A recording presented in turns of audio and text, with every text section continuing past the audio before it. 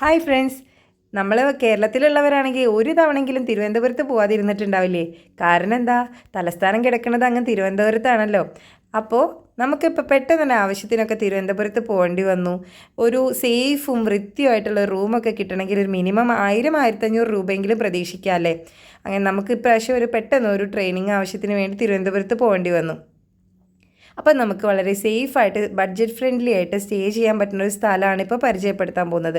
Location വരുന്നത് നമ്മുടെ ചന്ദ്രശേഖരൻ നായർ സ്റ്റേഡിയത്തിൻ്റെ തൊട്ടടുത്ത് തന്നെയാണ്. അതിനോട് ചേർന്ന് തന്നെ വേണമെന്ന് പറയാം. പിന്നെ ഇവിടെ നമുക്ക് വളരെ സേഫായിട്ട് സ്റ്റേ ചെയ്യാം.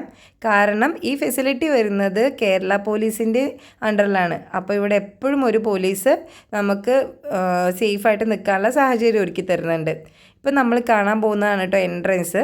ഇവിടെ നിന്ന് ഇങ്ങനെ പോകുമ്പോൾ ഫസ്റ്റ് റിസപ്ഷൻ കാണാം.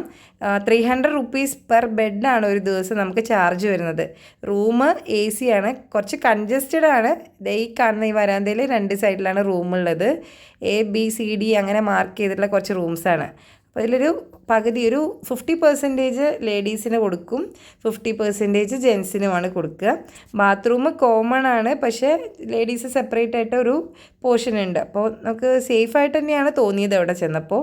ഞങ്ങൾക്ക് K എന്നുള്ള നമ്പറുള്ള റൂമാണ് കിട്ടിയത്. അതൊരു 4 ബെഡഡ് ആയിട്ടുള്ള റൂമായിരുന്നു. അപ്പോൾ റൂം കാണുമ്പോൾ നമുക്ക് വളരെ കൺജസ്റ്റഡ് ആയി തോന്നും, പക്ഷേ AC ഉണ്ട് കേട്ടോ. AC റൂം ഇങ്ങനെ ഒരു ഫെസിലിറ്റിയിൽ 300 റുപ്പീസ് എന്ന് പറഞ്ഞാൽ നമുക്ക് അഫോർഡ് ചെയ്യാൻ പറ്റുമെന്നാണ് തോന്നുന്നത്. അപ്പോൾ നിങ്ങളും ഈ ഫെസിലിറ്റി യൂസ് ചെയ്യുക.